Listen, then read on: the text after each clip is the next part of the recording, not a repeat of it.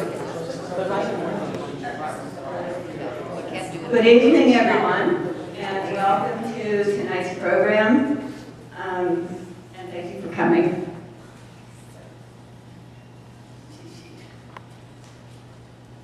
First, I'm going to introduce the members of our board. I'm Helen Wilson, Vice President. Is that better? Can you hear me back there? Okay. Our President, Jim Hammond, couldn't be here tonight. My Squirrel Hill Historical Society's co-vice president is Alex Musicant. Let's see, board members,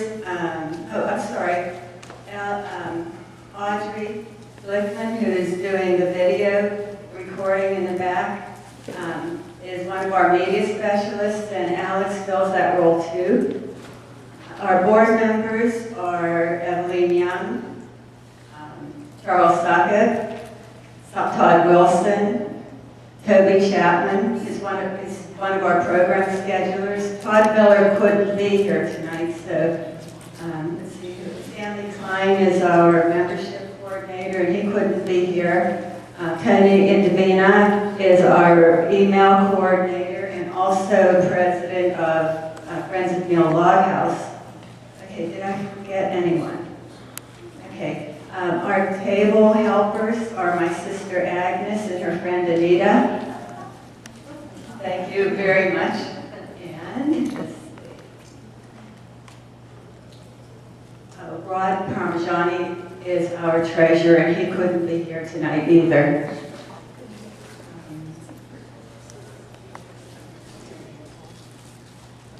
I have 4 announcements, and they're short. The first is, I don't know if you saw in our newsletter, which is our monthly newsletter, but we have an announcement that if you've done research with Pittsburgh Historic Maps website, well, it was retired.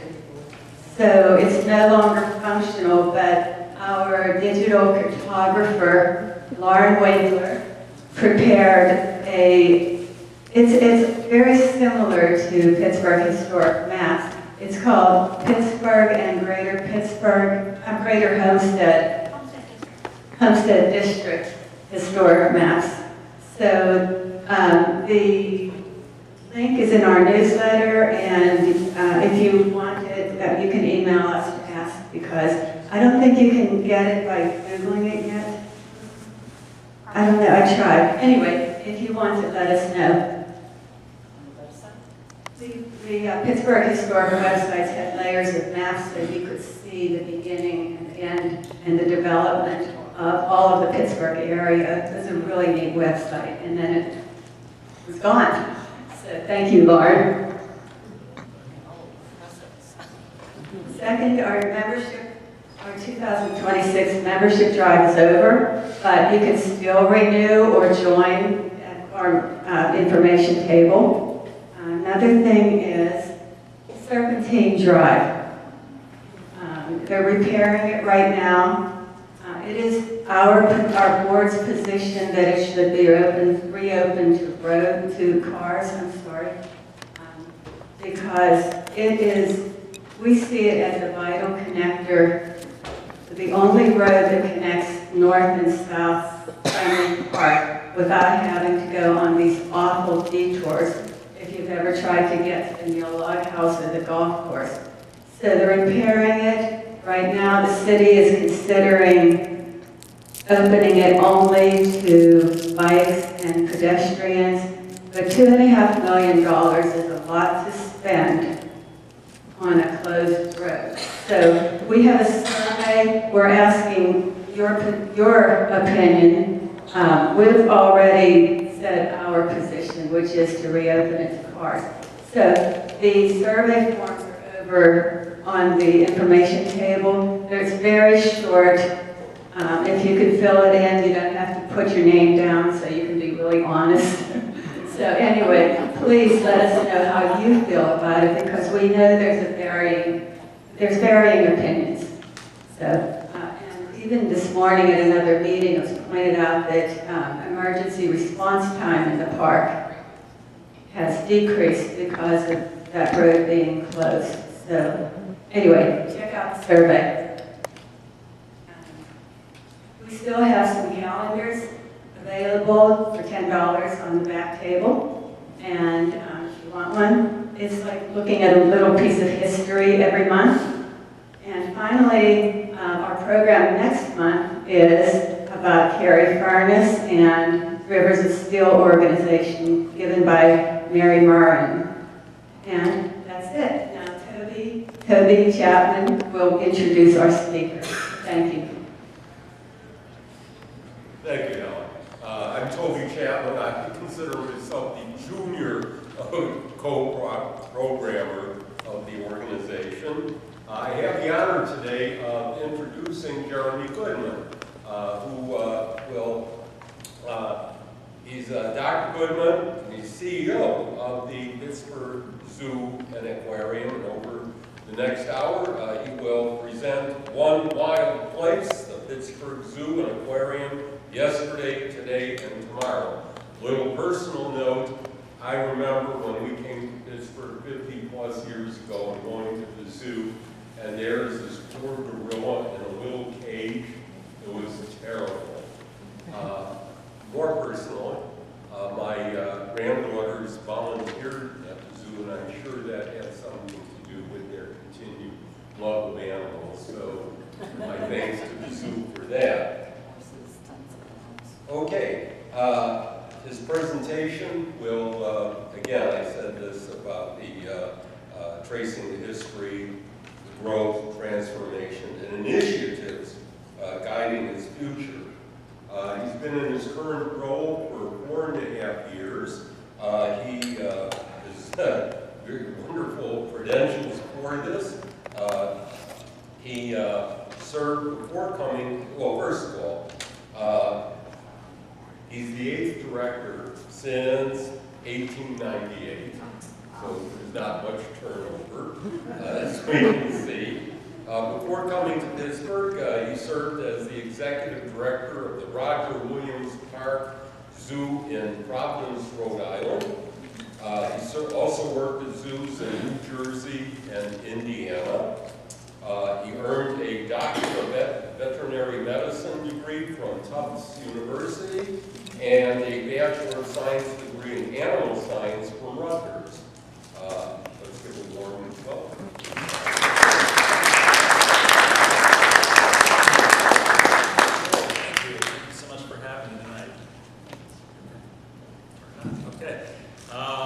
So just a little bit more about me. Live here, right here in Squirrel Hill with my family over on Beechwood. My wife Marina, our 3 kids are all out of the house, but we moved here 4.5 years ago for this job, and we absolutely fell in love with Pittsburgh. We're probably Pittsburgh's #1 fan. And You guys hear? can't hear. Okay. I was worried that might be the case. Better? Yeah. Okay. So just been in the field for over 30 years, and all I've ever wanted to do is run the zoo, and I'm really just living the dream right now. So we'll just get started. There we go. So just first I want to kind of give a note of thanks to Ray Bamrick. He's one of our keepers at the zoo. He was really instrumental as far as a lot of the research on the older history of the zoo, and I just want to thank him for that. And second, I just want to kind of preface this talk with letting everybody know that it's really more about the history and evolution of the physical facilities and less so the people and events per se. So just just bear with me on that. So before there was the Pittsburgh Zoo, the people of Pittsburgh and the region really had to rely on traveling shows. See, P.T. Barnum's Greatest Show on Earth would come through. The Cole Brothers, which turned into the Cole Brothers Circus eventually, would bring animal expositions into town, and that was really how people got to see these incredible exotic animals, but in a very, very different way. And I'm just curious, does anybody know where the first zoo in the region was?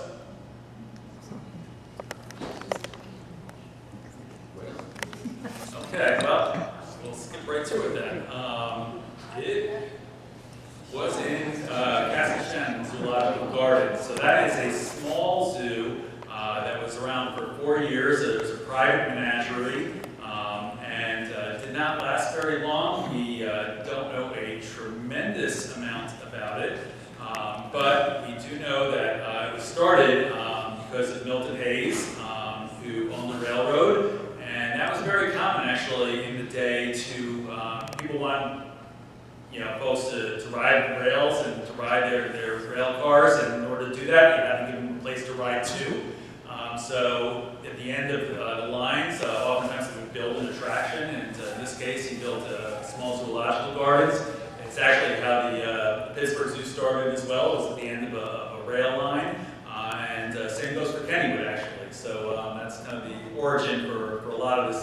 Goes back to the railroads. So in addition to Caschan, there was the zoo that wasn't, the Allegheny Zoological Garden Company, and that was they tried to start that back in the 1880s, and that was through Phipps, and there was a lot of controversy actually with this park, and you can see some of the early newspaper clippings about threatening lawsuits if they build the zoo, and we don't want to train monkeys in our backyard. And one of the recurring themes you'll hear tonight is just some things just never change, and just little variations on the theme. But lawsuits against zoos were happening even back in the late 1800s. And then came Shenley Park, which everyone's very familiar with. This is the only known photograph of the zoo in Shenley Park, and that did open up in 1890. We'll get to the transfer over to the Highland Park Zoo later. But Shenley's most famous resident was Gusky, and that was a young Asian elephant who came from Ceylon, or now Sri Lanka. And every zoo, if you were a real zoo, you had to have an elephant. And back in the day, they were all baby elephants because back then they just caught all the other animals from the wild. It's not anything we do now, but much easier to transport a baby elephant than it is an adult, and they adjust better. So Gusky was the first elephant to reside in Pittsburgh. Like I said, there were other elephants that came in through with P.T. Barnum and whatnot. And just another shot, actually a picture of Gusky. I'm not sure who the woman in the photograph is, but probably the most famous resident of the zoo for quite some time. And then, they announced that Shenley Park was going to close, and they were going to move all of their animals to the new zoo. It wasn't called the Pittsburgh Zoo back then, and that Miss Gusky was going to walk there. All the other animals were going to be put into crates and carriers and all sorts of pens, but not so for Miss Gusky. I think it's about probably 4.5 miles from Shenley to Highland Park, and probably took him about a good half a day at an elephant's pace. So Miss Gusky just couldn't take the rail or the cars, so just had to hoof it. And all these animals, the lions, the tigers, and the bears, literally all went over to the new zoo when Shenley closed. And really, there's nothing left to remember of the Shenley Park Zoo. There's just absolutely no traces of it whatsoever. Another zoo that predated the zoo in Highland Park was the Riverview Park Zoo. And this, I would say, this was started, it was the idea of August Obenbeck, and he worked for the city, and he just wanted this small zoo, probably just an animal lover who, zoos are considered kind of a prestigious place, good, sign of good quality of life in the neighborhood, and so they were, other than the one that Phipps tried to start, where the community, for whatever reason, was against it. But most communities really do appreciate having a zoo in their community. And this was the collection of the Riverview Zoo. And today we would call this more of a nature center. This was all animals that could be found in Pennsylvania. Raccoons and elk and fox and owls and raptors. So we would call it a nature center now, but back then it was definitely considered a small zoo. Once again, just, it was going to be built over on Observatory Hill. And this, just, I wanted to include this as a clip that I found. Tried to use this in union negotiations last year, but, just to give some perspective, zookeeping has never been a profession that you get rich in. It really is a profession of passion. The people who work in zoos really are some of the most passionate people that you'll ever meet. Just with an incredible love of animals and the environment. That dated all the way back to the late 1800s as well. So, then there was this plan for a merger for the Riverview Zoo.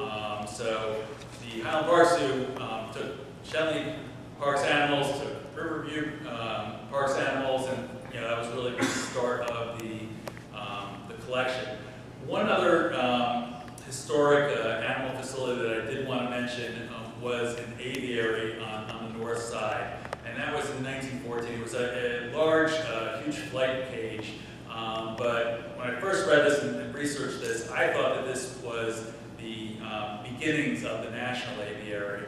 This really had no connection to the National Aviary whatsoever. The National Aviary was established and built in 1954, so, but I guess the folks on the North Shore just loved their birds and missed them when they went away after this initial aviary and wanted them back. So just another historic animal facility in the area as well, so I just wanted to give that a shout out.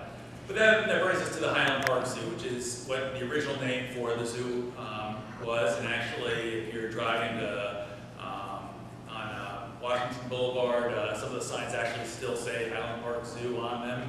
So that name has somewhat stuck. And this new zoo opened on Flag Day, very patriotic, back in June of 1898.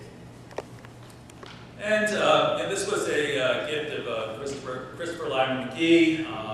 He was obviously a prominent politician, businessman, and obviously, McGee Hospital. But this could have been, I guess, the McGee Zoo, but it didn't turn out that way. And he, along with his associates at the Fort Pitt Traction Company, on Christmas Eve, they announced a gift to the city of $100,000 to build this new zoo in Highland Park. And if you're going to build a new zoo, you need somebody to build it. And this person, Edward Bigelow, was brought on as the first director of Public Works. Much like today, the Public Works Department also oversees the Parks Department. So he was in charge of both, which obviously made him a logical person to oversee the zoo. And it didn't hurt that he was McGee's cousin as well. So, once again, some of these things are recurring things, political nepotism, obviously goes way, way back. And then they quickly established a zoological commission, and then they started. So this little drawing cartoon, talks about more animals being needed. So even though they absorbed 2 other animal collections, there's definitely still a need for more animals because the new facility was actually quite a very large structure and many cages. I don't even want to call them enclosures or habitats. They were cages back then, and really needed a lot of animals to fill it up. And one thing that I'll also point out is the cost, nearing $160,000. So, going over budget and change orders and whatnot. Once again, just nothing new in the zoo world or anywhere else for that matter. So, but that is significantly over the $100,000 budget that was the gift.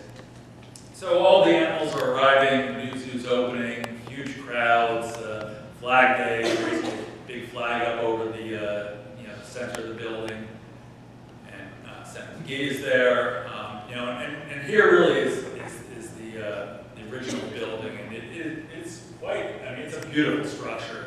If you're into zoo history, this is really, really impressive. You think about when it was built, there was only a handful of major zoos in the country at the time. Zoo, Philadelphia, Cincinnati, Buffalo was established right around then, but this was a really incredible facility for its time, and just situated right up on the hill, and just it was a specimen. I mean, it was just the building alone was just so impressive. And just some other historic postcards that we have of the main building. And it was mentioned that I am the 8th director of the zoo. Just wanted to give the props to the first one. I don't think he ever truly had the title director. Ernest Trito, he was the head keeper, so he was essentially the head honcho at the zoo. He came in from Germany, which has a long history of zoos. They have some of the best zoos in the world. Recently, over the last couple of decades, the United States has surpassed that as being the zoo capital of the world, but Germany really has an incredible history of zoos, and that's largely because of the gentleman here, Hagenbach, who is really one of the grandfathers of the modern zoo movement. So Ernest got quite the training working for him in Wallace over in Germany, and he was an excellent elephant keeper, and somebody had to look after Gusky, and he was an animal trainer, and today our zoo has multiple veterinarians, curators, keepers, dietitians, and whatnot. Back in the day, somebody like Ernest did it all, and was really very well-rounded, and kept the whole facility going. Just another shot of him with some of the babies at the zoo. Once again, very common, just like with Gusky the elephant, that baby animals were captured back in late 1800s. They would shoot the mother and then capture the babies and bring them over to zoos. It's something that has not been done in a long time, but that is what happened. So they had to obviously hand raise these babies, and that was something that he was very good at. Another picture from behind the building. You can see a polar bear here. We'll see that bear in another shot.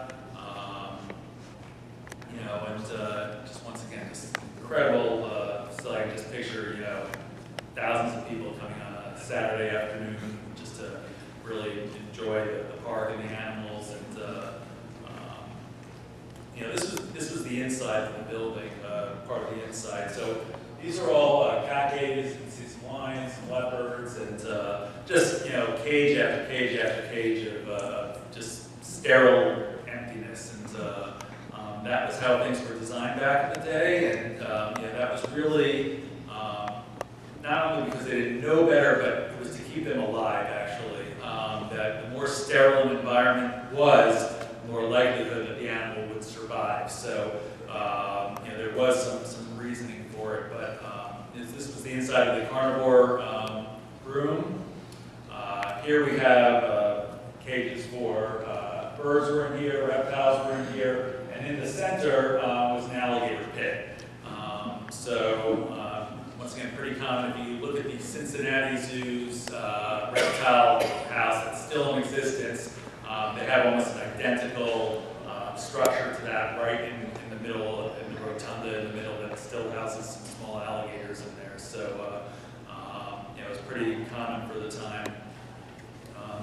Once again, just looking, this is how kids viewed animals. I mean, this is what polar bears were seeing, and that image of seeing animals through iron bars was really something that zoos have really struggled to overcome, and it's something that we haven't done in a long time. But that image is still, unfortunately, when somebody thinks of a zoo and draws a picture of a zoo, oftentimes they'll draw an animal and they'll put bars in front of it. And if you've been to our zoo recently, you really won't see that, nor will you see that in most facilities.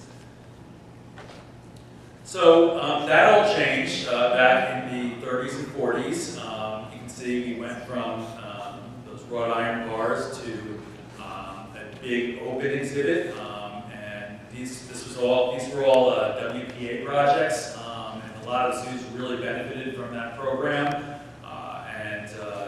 You can see that they're they're not on the sterile tile anymore, they're out on rock, there's a little bit growing in there, a nice big pool, and just a very different environment that started back in the 30s and 40s. And you can see these gentlemen loading a big bear crate into this area here. You can still see that if you come and visit the zoo.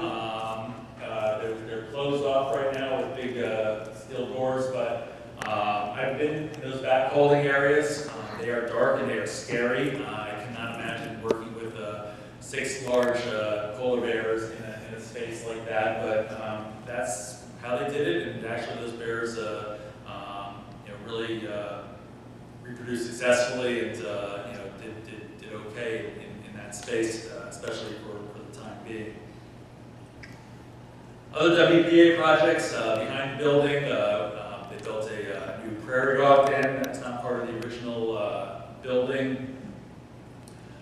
This is kind of a well-lit picture of some of the behind the scenes on those bear dens, very close, tight quarters that they were just shifted into these tiny little areas while they could clean the exhibit and whatnot. So it's a picture of that. And then just people enjoying, once again, tell by the dress a little bit later. I'm not sure exactly when this picture was dated, but how many people remember the old menagerie building and been there? Okay, so you probably, most of you have a lot of stories. Just one of the things that I always brag about for zoos is that I can almost guarantee that every child in Pittsburgh will visit the zoo at some point in their life, and it's something that I think is what makes zoos very, very special. And oftentimes, zoos are really your first childhood memory, is a trip of going to the zoo with your parents and whatnot. It's just a very nostalgic thing. So you can see this generation after generation of people coming and then coming with their kids and their grandkids, and we still see it today. Just another shot. Circa 1940s with this was not Gusky, it's a different elephant, and one of the hippos that they had at the time. A couple of sea lions back. These guys were from, let's see, 39, this picture, and once again they went from just these sterile tiled enclosures to you're seeing a lot more rock now, and you're not seeing bars in front of them, and that was really kind of a little bit of an advent for that era. WPA also did renovate the building, back in, let's see, this was also 39, gutted the inside of the menagerie building and modernized it. That was really important because Figure had been around for 40 years at that point, and even back then things were changing and needing updating and whatnot. So not only were they adding things on the outside, they had gutted the inside and made significant changes in there as well. Getting back to some of the important historic figures for the zoo, this is Sarah Mellon Scaife, and she was the first woman board member of the zoo, and very involved. It was her foundation that funded the new children's zoo, the first children's zoo at the zoo back in 1949, and her husband, Alan McGee Scaife, was the grandnephew of Christopher Lyman McGee. So, there's been a lot of historic, and it still goes to this day with the Scaife family being very involved in the zoo and big supporters of our zoo. So she funded the children's zoo, and here's a shot of the children's zoo. This whale is one of the two that have the little squishy tongue that you can walk on. And the architect that was hired for the new children's zoo was W. Shark Rice out of, I believe, Amsterdam. And very common back in the day to build these children's zoos with nursery rhyme themes. And it was very interesting because when I saw this picture up at the Pittsburgh Zoo for the first time, I wondered why they had a picture of my old zoo in New Jersey on their wall. And it turns out that it was the same exact architect that designed the children's zoo in New Jersey, and he used the same exact plans. So it was identical to the Pittsburgh Zoo's facility. And just one thing I just want to point out is, if you look back here, does anyone know where this clock currently is? Hoffman's in the TikTok shop? It's actually in Kids Kingdom right now. When we rebuilt the Children's Zoo, they took this apart tile for tile by tile to rebuild the mosaic and reinstall it in the Kids Kingdom area by the play area. So, but you know, it's a classic Tudor style, and you know, a lot of things that people could pet. Obviously, any trip to the zoo without a nice bag of popcorn and a hot dog, you know, it's not a trip to the zoo, and that's certainly the same thing that we have today. And then, you know, I think back, you know, right now this picture is, you know, from the 50s, and that was really when I would say zoo education kind of started to be more of a thing. We actually have Margie Marks here, who is our zoo curator for over 40 years. She's still with the zoo, so she can tell you anything you want later about zoo education much better than I could. But the 50s was kind of really when it started to take off in zoos and making sure that we were teaching people about animals and it wasn't just entertaining and whatnot. And I just had to put this other picture up because 75 years later, we're still telling parents to keep your kids off the rails. They still haven't learned to do that. So some things just, once again, never change. Back in the 60s, the underground zoo was built, and this was kind of revolutionary. You know, this was built back in 1962. And when you look at it, you can see some big differences. This is a beaver exhibit, but you have underwater viewing. You have a beaver, you know, lodge. You have trees in the background, a mural, a look into the beaver den. I mean, this was just such a huge step forward as far as kind of being the first naturalistic exhibits to start hitting zoos, you know, back in the 60s. So that was our underground zoo. And just, once again, food, but came out of the Bavarian Chalet and then was updated to new food courts in the 60s. And then this building is the Aqua Zoo, and it was built in and opened in 1967. And at the time, it was actually the second largest aquarium in the United States when it was built. Does anybody have any idea where the largest one was? Nope. Baltimore wasn't built yet. It was actually Chicago, Shedd Aquarium. It was only second to the really phenomenal aquarium right on the lake in Chicago, Shedd Aquarium. So quite impressive when it was built. Once again, one of the largest facility, second largest facility in the country at the time. And we can see people on opening day lining up to go in it, and some really cool animals, giant Pacific octopus. I'm not sure what's in the other tank, but you know, just it's pretty impressive because the Pittsburgh Zoo is one of, I think, 9 zoos now that has both a zoo and a full aquarium in it. So kind of a very unique combination, and we were the first zoological facility to have both a zoo and an aquarium being part of it. So, moving on to the 70s, you know, just a lot continued to change. Here we have a picture of one of our docents handling a boa and teaching kids about it. Education is really at the heart of what we do at the zoo, and our docent program has been around back since the 70s, and incredible program. We have a couple hundred docent volunteers at the zoo who really do an amazing job teaching people, young and old alike, all about our animals, and just making sure that everybody's having an enjoyable time and learning something when they come and visit the zoo. So this was really kind of the start of the docent program. Our penguins, also I believe our king penguins came back in the 70s, and I've seen some pictures that apparently we used to take a penguin off to the penguin games, and they used to be on the ice and enjoy it. So it's been a while since we have done that, but that used to be pretty common back in the day. Moving to the 80s, you know, I think this is kind of getting to almost to the zoo we recognize today. see the zoo parking lot up in the upper left-hand corner. This blank area here is what's now known as the village area, where we have restaurants and gift shops and our education center up here right below the reservoir. You can still see the old original menagerie building up on the hill, but you can also see all these additional pens, hoofstock areas that was built. There's the underground zoo here.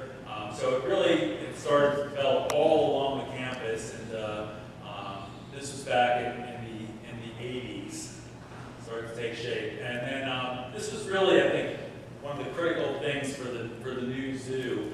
The new zoo was designed by a firm called Jones & Jones out of Seattle, and they are considered one of the godfathers of immersive landscape design for zoo exhibits. They certainly at the time were the best of the best, so it was pretty incredible that we got them here. And they pretty much designed the area from what we now see as tigers all the way up to elephants, and very naturalistic looking with the rock work and the moats and up close views and whatnot. And that really was the big game changer. Before with the polar bears, it was a dry moat. It was a big ravine in between you and the bears, and they were all on rock. Now they're on grass, and there's water moats in between, and that was a really kind of a novel concept, and it really did help this immersive feeling because it wasn't a big ravine separating you. Now it was just a stream, and you felt a lot closer to the animals. So that was a huge development in the world of zoos, as was the other thing that allowed for this actually was the advent of some really good deworming medication in the veterinary field. Because, like I said before, they had to keep animals on surfaces that could be disinfected, whether it was tile or rock, things along those lines.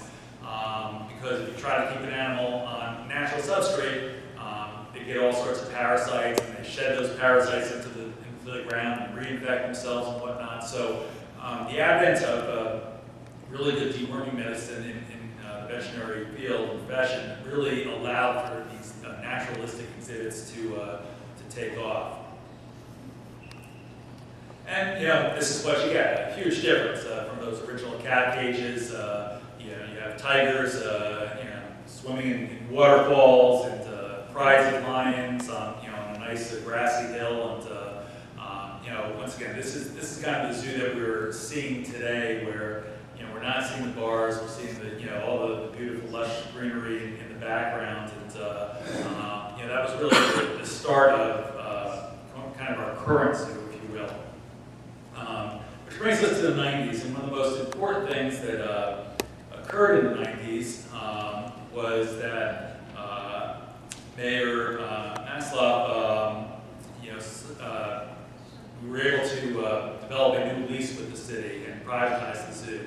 And that was back in '94, and it was very, very important, in the history of the zoo, because it went from being city operated to being operated by a zoological society, and that really allowed for a lot more fundraising and just not being constrained by all the city regulations, and it was a huge game changer. And you can see Dr. Barbara Baker right above the mayor. She was my predecessor. Was at the zoo for 31 years. Once again, very long tenured directors, and hopefully I can make it just as long as the rest of them did. But historic moment, and this is also the same time when Phipps privatized, the aviary privatized, and it was really what gave birth to RAD, and we all know the great, incredible work that RAD does today.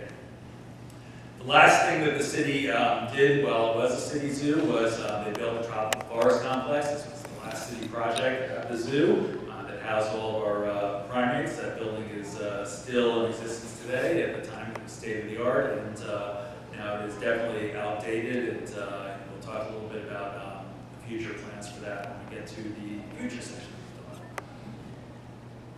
And once again, it really allowed us to put our gorillas on grass for the first time, and really kind of change that whole narrative of, the sad picture of a great ape in a small barred cage and whatnot. And just really was so much better for all the animals.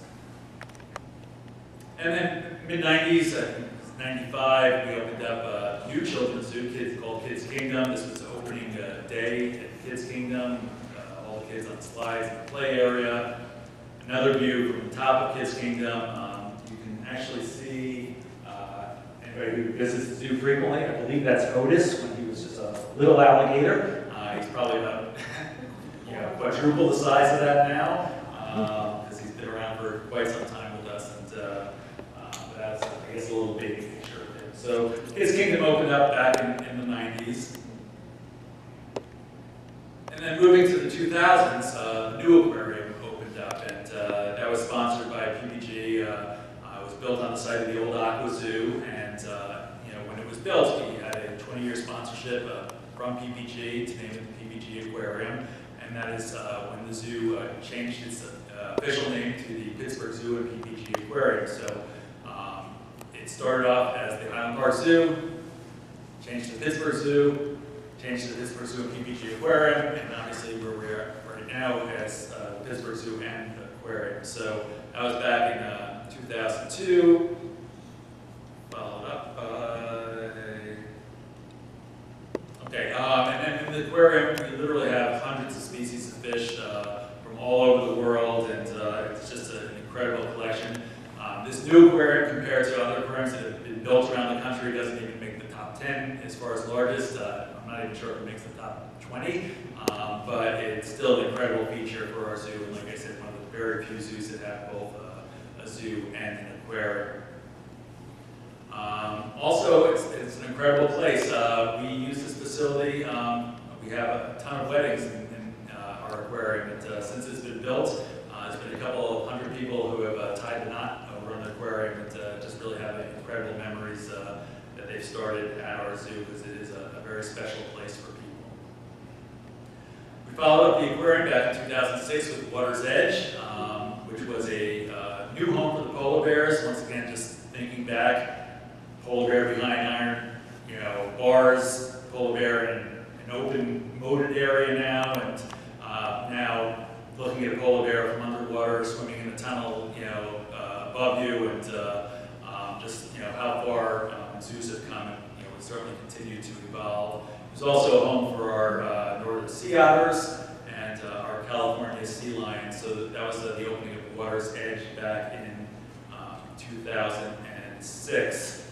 Moving into the 2010s, our main restaurant, Jumbo Grill, was opened back in 2015. And then adjacent to that, we have our islands area where we have our Simangs.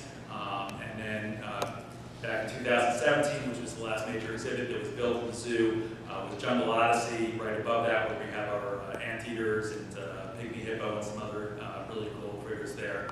So that brings us to today.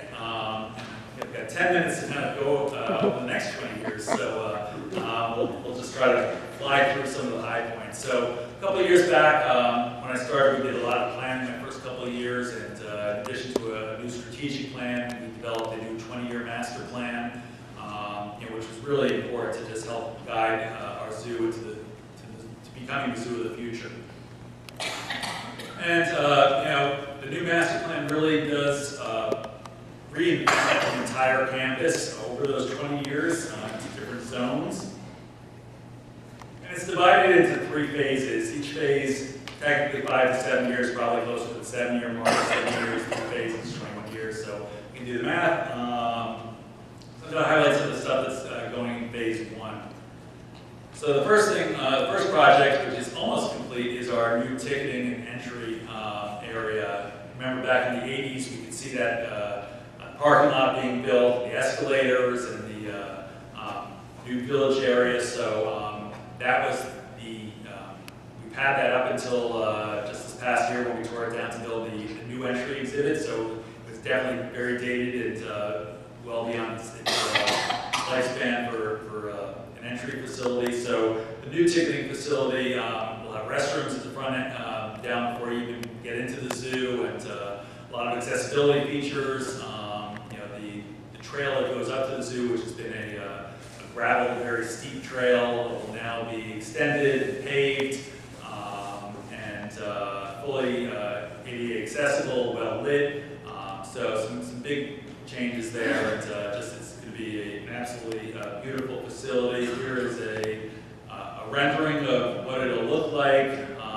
Once again, just universally designed. So we got rid of all the stairs. Everybody comes up the same ramp, and very welcoming design, as well as incorporating additional security that we definitely need in today's day and age. This is an actual shot that was taken about 10 days ago. There's been a lot done since then, but you can see the building's formed. All the concrete has been poured since then, and it's really shaping up and should be open up in another about a month or so. So that was the first project of phase 1, and it's well on its way to opening, like I said, shortly. The second project in phase 1 is our giraffe facility. And if you've been to the zoo and you've come over the winter, you have never seen our giraffes because you can't see them in the winter. So where do they go? They have historically gone to a very small holding barn in the back that they spent their entire winter in. And we know from an animal welfare standpoint that we could definitely do better than that. And this new facility, the family room for giraffes alone can fit 8 of the current barn within the family room. So much larger facility will allow us to breed giraffes for the first time and to allow people to view them all winter long. The facility also, we'll talk about this when I talk about phase 2, abuts the future African forest area. So in this building, on this side of the building, we actually are building right now for the future African forest for holding for those animals as well. So this is not just a giraffe facility. It is a lot more, and it really looks into the future of some of the other exhibits that are going to be coming down the road. But like I said, state of the art, available for VIP tours up on the catwalk where you're eye-to-eye with giraffes, incredible medical facilities with the restraint chutes. We can take voluntary blood draws, floor scale. We can get daily weights on our giraffes, and just a whole bunch of things that are really going to help us take even better care of those really cool animals. And here's a rendering of that. It's going to be located right next to our elephant building. And once again, very excited about this coming online. And we've already broken ground on this building, and we'll be opening up next year. So that's the second project. Third project is one that I'm really, really excited about. And I think this is going to just totally change the entire zoo, and that's our expedition in Indonesia.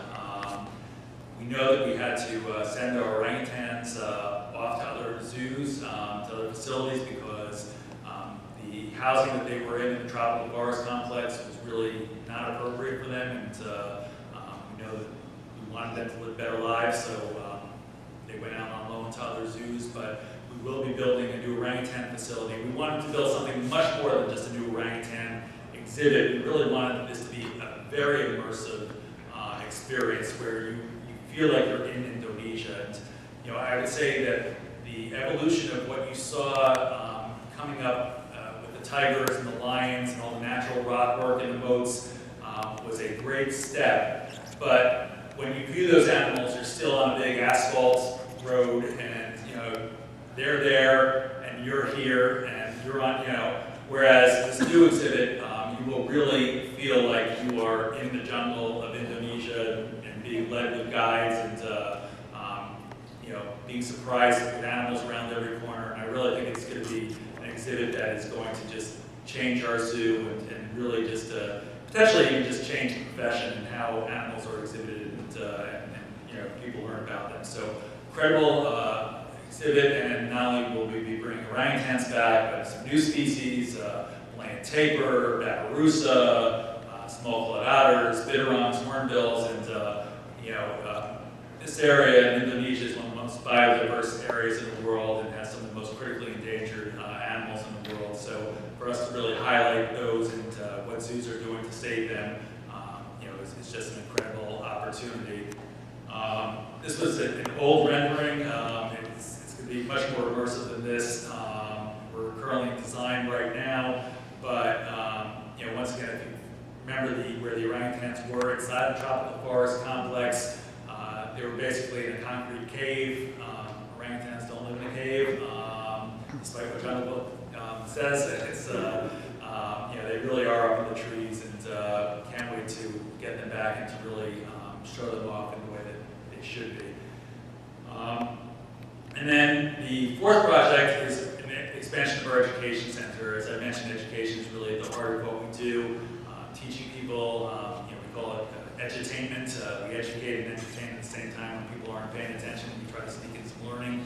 And it's really important. And we've really outgrown our education center. Currently, this is the space that we have for education. It has a number of classrooms in it, a lecture hall. But we are beyond capacity and the demand is so much greater. So looking at expanding that building, and, the next picture shows it a little bit better.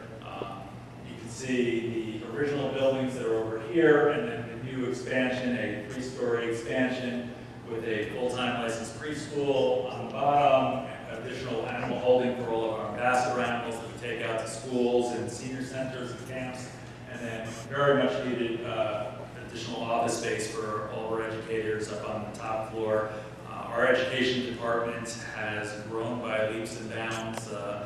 Since I started 4.5 years ago, it has more than doubled as far as the number of staff in there. And hopefully over the next couple of years, we will have tripled our staffing and our programming for education. So very exciting project. This is the fourth one of phase 1.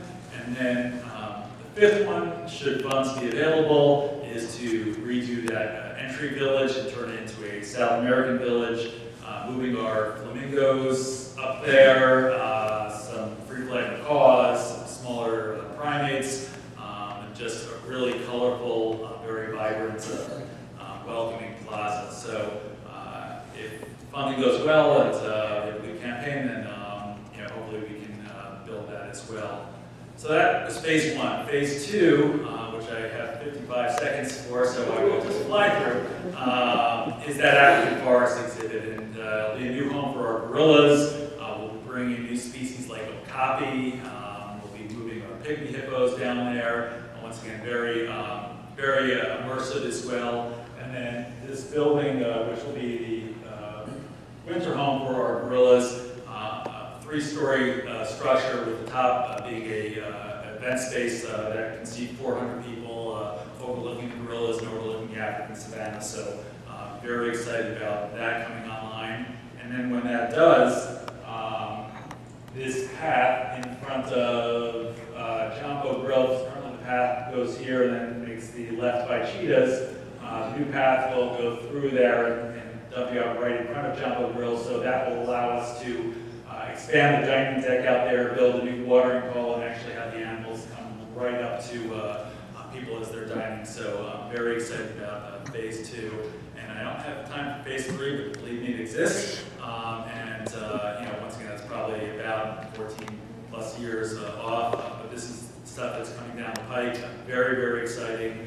And just wanted to say that, you can see throughout, none of this really happens without the community support, whether it was McGee or Scape and whatnot. And it's not just them. It's really, when you look at Kids Kingdom, you see everybody who donated with their handprints and on the wall on the aquarium. So we really do rely on community support to really help build this future zoo. So if anybody does want to get involved, feel free to talk to me after the talk, or I'm very easy to reach at the zoo. Track me down, and love to have a conversation about that. So with that, thank you very much. Do we have time for questions? We do. Okay, great.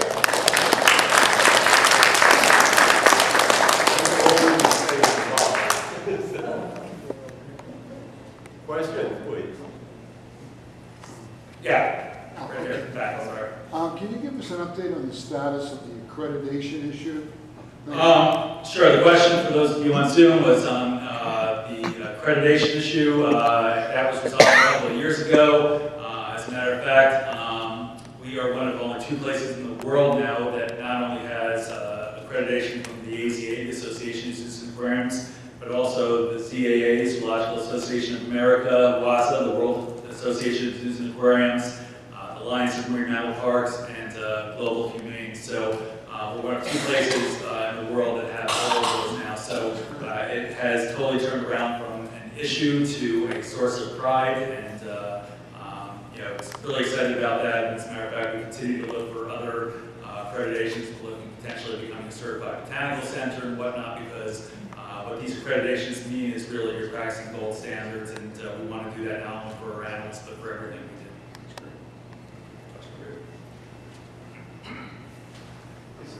do. Is there anything left of the old Children's Railroad? As far as the old railroad, I've walked that old path. There are some ties still left over, but that is about it. I don't know if there's any actual real track. It really is falling apart. We do currently have our new trackless train in that area, but definitely not the same experience as the old train that used to go around the reservoir and turn around on the other end. I thought you were going to ask a different question as far as is there anything left of the old zoo? And there actually, we do have only one thing left, which makes this a really unusual zoo of our age, being we're 128 years this year, is that most zoos our age have the historic lion house or the historic reptile house. Since everything was in that one building came down, we don't have any of all those historic structures, which in some ways is a shame, especially if you're a big fan of history, which I think you all are. But in other ways, it was a blessing because it really allowed us to not have to retrofit some of the older things and to really just modernize everything. But the one thing that we do have left that was from the original building is we have a number of griffins throughout the zoo. There's a couple located right by the education center, and a couple located by the animal care complex, and those are the only things that are remaining from the original zoo. One other question. With the added emphasis of expanding education, construction, more people in programs, have you thought at all about affiliating more closely with all the colleges, or at least a specific college and university, which we have so many of in this area? Absolutely. Yes. Yes. That is part of our education strategic plan, is to expand those. Like I said, we've doubled our programming, our staffing, and really we're just going full speed ahead on that. And there's a lot of things we have on our to-do list that we just can't do everything at once, but that is on our short list, and we already do partner with a number of the colleges on a variety of different programs, but we definitely want to expand that. And one of the things we are looking at, one of the things I did not mention, because this is really focused on the Pittsburgh Zoo campus, is that our zoo also owns 1,000 acres in Somerset County, which is our conservation center. And we're actually looking at doing some certificate programs for collegiate courses and things like that over there, because we don't want it just to be for elementary school. Like I said, we're doing full-time preschool, looking at expanding our high school programming opportunities, and our college and adults as well. So yes, universities and colleges are definitely part of that. What's going to happen to the old bear enclosure? What's going to happen to the old bear enclosures, for those of you on Zoom?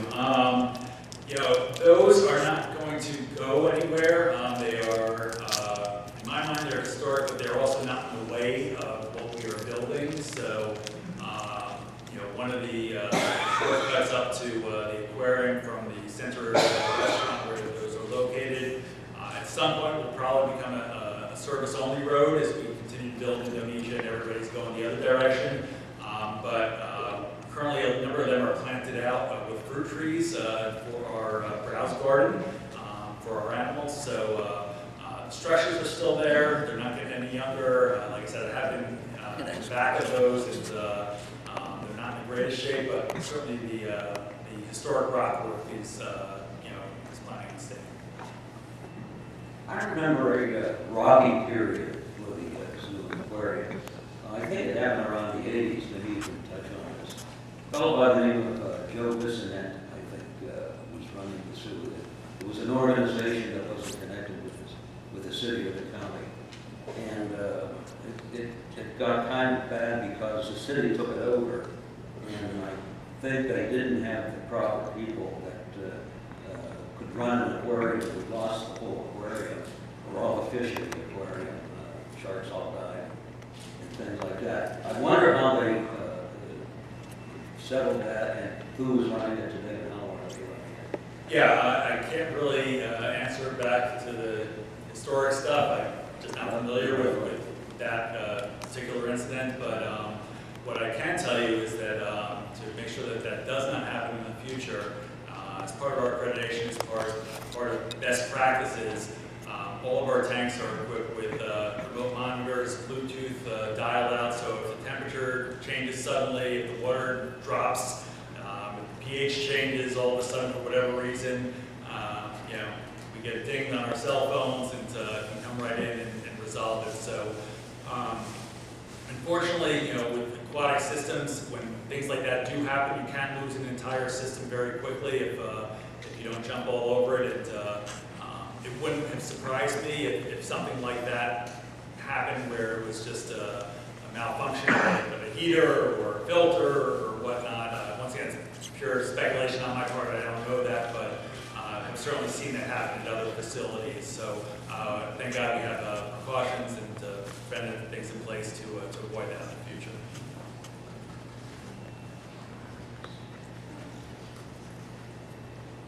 Is there somebody on call? Are there people at the zoo 24 hours a day? If someone, if an animal needs help for free? Yeah, we have people on grounds 24/7, 365 days a year, and you know, our animals are there on New Year's, Thanksgiving, and whatnot. So staff is there as well. As a matter of fact, our staff oftentimes will, you know, give them all wrap presents for them, hide treats in there and whatnot. So, but yeah, we have staff there all the time. We have a big veterinary staff that is on call 24/7.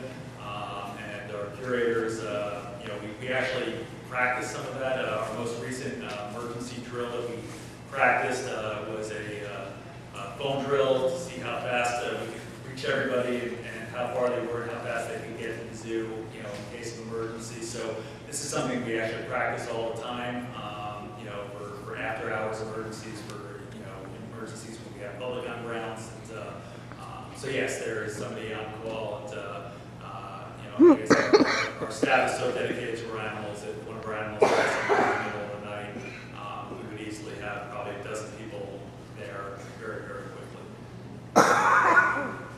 Healthier food. Last year I didn't eat because I didn't want the food was healthier before that. And I'm always concerned, like, more fruits and vegetables. Except for the animals or the people? For people, okay.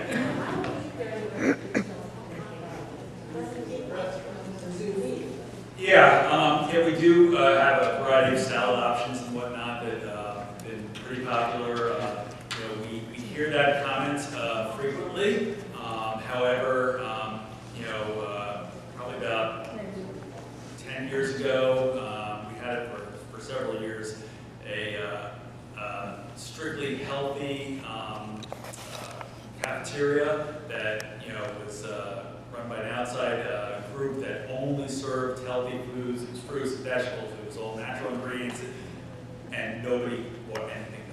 I hate to say it, but, you know, people asked for it, but then they didn't support it.